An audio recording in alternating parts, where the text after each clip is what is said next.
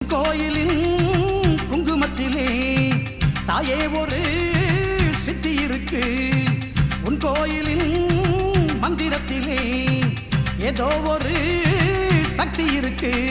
ராஜகாளி அம்மன் உந்தன் பேரை சொல்லும் முன்னாலே துன்பங்களும் துயரங்களும் தீர்ந்து விடும் தன்னாலே.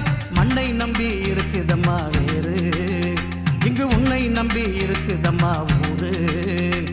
நடந்து வராரு சண்டிகர் ஐயா வராரு, நடந்து வராரு சண்டிகர் ஐயா வராரு.